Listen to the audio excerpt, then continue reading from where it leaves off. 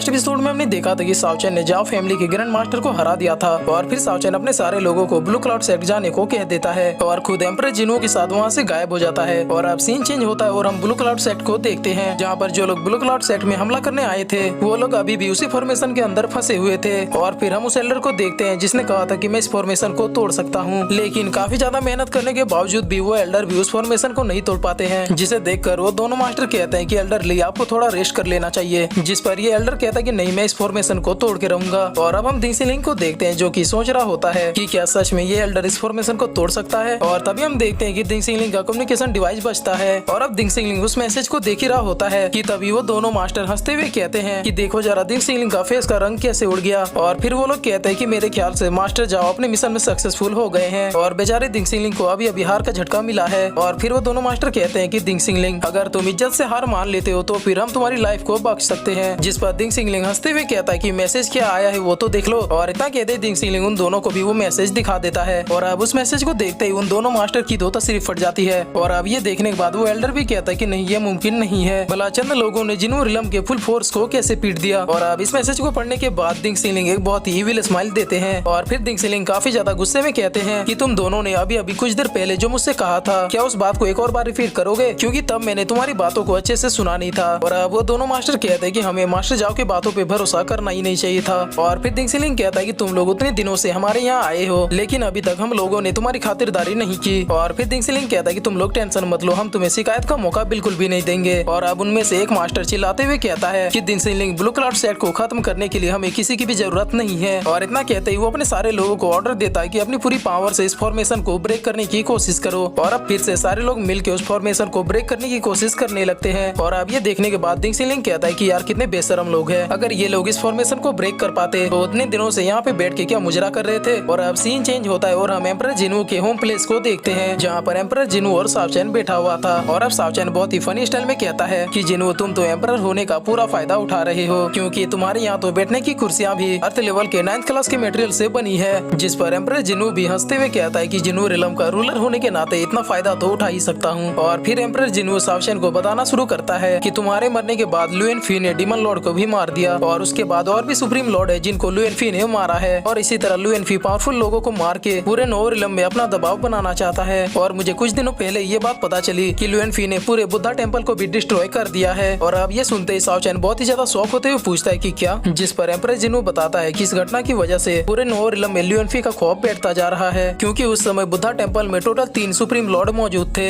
और लुएनफी ने अकेले ही उन तीनों को मार दिया। और अब ये सुनते ही सावचन कहता है कि जब लुएनफी ने मुझे मारा था उस दिन वो रिवाइविंग स्पेल के 8वें मूव में मास्टरी हासिल कर ली थी, लेकिन अब मुझे डर है कि कहीं उसने 9वें स्पेल में भी महारत हासिल ना कर ली हो। जिस पर एम्परर जिन्हो बताता है कि लुएनफी का मेन गोल क्या है ये किसी को भी नहीं पता, वो बस बिना कोई रीजन के स्ट्रॉन्ग कल्टीवेटर्स को मारते जा रहा है। और अब सावचन पूछता है कि लुएनफी का जो 2 लोग साथ दे रहे हैं जिनका नाम डिवाइन स्वॉर्ड और काउंटेस है, क्या उनके बारे में कुछ पता चला। जिस पर एम्परर जिन्हो बताता है कि तुम्हारे मरने के बाद वो दोनों गद्दार भी लुएनफी के साथ गायब हो गए थे और उनके बारे में अभी तक किसी को भी कुछ भी पता नहीं चला है। और अब एम्परर जिन्हो सावचन से पूछता है कि क्या तुम सच में कैंगलैंड रिलम जाना चाहते हो। जिस पर सावचन कहते हैं कि हाँ मैं कैंगलैंड रिलम जाना चाहता हूँ, क्योंकि लोअर रिलम्स में वही एक ऐसी इकलौती जगह है जहाँ पर स्पिरिचुअल एनर्जी एक बहुत ही बड़ी अमाउंट में मौजूद है। और अब एम्परर जिन्हो फिर से सावचन को एक और स्पेस रिंग देता है और अब उस रिंग के अंदर देखते हुए सावचन कहता है कि जिन्हो सच में तुम तो आजकल कुछ ज्यादा ही अमीर हो गए हो, क्योंकि इसमें 30 से भी ज्यादा अर्थ लेवल के 9th क्लास के आइटम है। जिस पर एम्परर जिन्हो कहता है कि ये तो बस मेरी तरफ से एक छोटी सी भेंट है। और अब सावचन एम्परर जिन्हो को इन सारी चीजों के लिए थैंक यू कहता है और इसके साथ ही सावचन बताता है कि मैं इन 10 दिनों के अंदर यहाँ से निकल जाऊंगा, तो क्या तुम मेरे लिए कैंग रिलम का एंट्री पोर्टल खोल सकते हो। जिस पर एम्परर जिन्हो नो प्रॉब्लम कहता है। और फिर एम्परर जिन्हो कहता है कि मेरे ख्याल से तुमने अपर रिलम के जियांग फैमिली से भी पंगा लिया है और जियांग फैमिली के बारे में मुझे मेरे एक अपर रिलम के फ्रेंड ने कुछ स्ट्रेंज बातें बताई है। हमने जियांग फैमिली के बारे में ये बातें सुनी है कि कोई बहुत ही पावरफुल पावर जियांग फैमिली को पीछे से सपोर्ट कर रही है और जो पावर जियांग फैमिली को सपोर्ट कर रही है वो पावर कहीं ना कहीं आउटर रिलम से ताल्लुकात रखती है। और अब आउटर रिलम का नाम सुनते ही सावचन थोड़ा शौक होते हुए पूछता है कि क्या तुम कंफर्म हो। जिस पर एम्परर जिन्हो कहता है कि मैं पूरी तरह से कंफर्म तो नहीं हूँ, लेकिन मुझे जो पता चला मैंने उसे तुम्हें बता दिया। और अब सीन चेंज होता है और हम लुएनफी और बाकी दोनों लोगों को देखते हैं, जहाँ पर लुएनफी कह रहा होता है कि क्या तुम दोनों तैयार हो, जहाँ पर वो दोनों कहते हैं कि हाँ हम लोग तो तैयार ही बैठे हैं। तब लुएनफी हंसते हुए कहता है कि तो फिर ठीक है चलो अब काम करने का वक्त आ चुका है। और अब इतना कहते ही वो तीनों वहाँ से गायब हो गए एक ब्लैक समंदर के पास पहुँच जाते हैं। और अब वो दोनों उस जगह को देखते हुए कहते हैं कि ये तो ब्लैक सी है। जिस पर लुएनफी कहता है कि हाँ तुमने बिल्कुल सही कहा और ये जगह ये इकलौती ऐसी जगह है जहाँ से हम आउटर रिलम में जा सकते हैं। और अब ये कहते हैं ल्यूएनफी और ये दोनों लोग मिलके वहाँ पर एक पोर्टल खोलने लगते हैं। और अब उस पोर्टल के खुलते ही वो दोनों लोग बहुत ही ज्यादा खुश हो जाते हैं और फिर वो लोग हंसते हुए कहते हैं कि फाइनली आउटर रिलम जाने का रास्ता हमारे सामने है। और अब ल्यूएनफी कहता है कि इस तरह के पोर्टल को खोलने के लिए 3 सुप्रीम लॉर्ड और बुद्धा टेम्पल के पावर की आवश्यकता होती है। और फाइनली हम तीनों ने मिलकर आज ये कर दिखाया। और अब ल्यूएनफी कहता है कि डिवाइन स्वॉर्ड पहले तुम जाके चेक करो कि आखिरकार आउटर रिलम होता कैसा है। जिस पर डिवाइन स्वॉर्ड ऑल राइट कहते हुए सीधे आउटर रिलम के पोर्टल में कूद जाता है। और अब कुछ ही क्षणों के बाद हम देखते हैं कि डिवाइन स्वॉर्ड का एक हाथ कट के उधर से आ रहा होता है। और अब इस चीज को देखने के बाद ल्यूएनफी हंस रहा होता है। और तभी हम देखते हैं कि डिवाइन स्वॉर्ड किसी क्रिएचर से बचता हुआ वहाँ से भाग रहा था, लेकिन वो क्रिएचर लास्ट में डिवाइन स्वॉर्ड को खा जाता है। और अब ये देखने के बाद ल्यूएनफी कहता है कि चलो एक तो खत्म हो गया। और अब इस नजारे को देखने के बाद काउंटलेस बहुत ही ज्यादा डर जाती है। और फिर काउंटलेस कहती है कि ये तो आउटर रिलम का एक बहुत ही भयानक क्रिएचर है। और अब हम देखते हैं कि वो क्रिएचर ल्यूएनफी और काउंटलेस के ऊपर भी अटैक करने के लिए बढ़ जाता है, लेकिन ल्यूएनफी अपनी पावर की मदद से उस क्रिएचर को वहीं पे रोक लेता है। और फिर वो काउंटलेस से कहता है कि तुम टेंशन मत लो, तुम यहाँ पे नहीं मरने वाली। और अब इतना कहते ल्यूएनफी अपनी पावर की मदद से उस क्रिएचर के 2 टुकड़े कर देता है। और अब ल्यूएनफी उस क्रिएचर के ऊपर खड़ा होकर कहता है कि ये क्रिएचर कितना ज्यादा पावरफुल है, इसने डिवाइन स्वॉर्ड को बस एक ही मूव में खत्म कर दिया। और अब ये सुनने के बाद काउंटलेस कहती है कि ल्यूएनफी तुमने हमारा यूज किया, जिस पर ल्यूएनफी भी हंसते हुए कहता है कि हाँ तुम तो समझ गई। तब काउंटलेस पूछती है कि तुमने ऐसा क्यों किया। तब ल्यूएनफी कहता है कि क्या तुम दोनों को सच में ऐसा लगता था कि मैं अपने भाई जैसे दोस्त को बस कुछ पावर हासिल करने के लिए मारूंगा। तब काउंटलेस पूछती है कि तो फिर एग्जैक्टली तुम करना क्या चाहते हो, जिस पर ल्यूएनफी बताता है कि मैं जो करने वाला हूँ वो तुम लोगों के सोच से भी परे है, लेकिन तुम टेंशन मत लो क्योंकि ये काम होने में कम से कम अभी 10 साल लग जाएंगे और तुम इन 10 सालों में सब कुछ धीरे धीरे समझ जाओगी। और अब इतना कहते ल्यूएनफी काउंटलेस के ऊपर अटैक कर देता है। और फिर ल्यूएनफी कहता है कि तुम टेंशन मत लो, मैं तुम्हें मारूंगा नहीं, बस मैं तुम्हारी सारी कल्टीवेशन को छीन लूंगा और इसके साथ ही समय आने पे मैं तुम्हें खुद साउचन के पास छोड़ दूंगा। और अब ल्यूएनफी अपने पास से किसी चीज को निकालता है और उसमें काउंटलेट को तथा उस क्रिएचर को कैद कर लेता है। और अब उन लोगों को कैप्चर करने के बाद ल्यूएनफी भी आउटर रिलम के पोर्टल में कूद जाता है। और अब सीन चेंज होता है और हम ब्लू क्लाउड सेट को देखते हैं, जहाँ पर दिंग सिंगलिंग आराम से बैठ के पूछ रहा था कि हाँ तो बाबू लोग किसको किसको ब्लू क्लाउड सेट चाहिए। और अब ये कहकर दिंग सिंगलिंग उन दोनों मास्टर को एक जोर का घुसा मारता है। और फिर हम यहाँ पे दिंग सिंगलिंग का एक बहुत ही फनी एक्ट देखते हैं और ये देखकर सारे लोग भी बहुत ही ज्यादा हंस रहे थे। और अब दिंग सिंगलिंग ऑर्डर देता है कि इनके साथ जितने भी लोग आए थे सबको पकड़ के उनसे ब्लू क्लाउड सेट की सफाई करवाओ, जिस पर सारे डिसाइपल्स भी यस मास्टर कहते हैं। और अब एल्डर फेंग दिंग सिंगलिंग को कांग्रेचुलेशन कहता है क्योंकि आज ब्लू क्लाउड सेक्ट ने जिन्हो रिलम के सारे सेक्ट को अपने अंडर में कर लिया है। और अब दिंग सिंगलिंग जिन्हो रिलम के सबसे बड़े सेक्ट के चीफ बन चुके हैं। और अब ये सुनकर दिंग सिंगलिंग भी थोड़े नर्वस होते हुए कहते हैं कि एल्डर फेंग आप तो मेरी कुछ ज्यादा ही तारीफ कर रहे हैं। और अब दिंग सिंगलिंग माउंटेन्स की तरफ देखते हुए बहुत ही ज्यादा खुश हो रहे होते हैं और काफी ज्यादा खुश होते हुए अपने मन में सोच रहे होते हैं कि फाइनली आज ब्लू क्लाउड सेक्ट पूरे जिन्हो रिलम का सबसे बड़ा सेक्ट बन चुका है।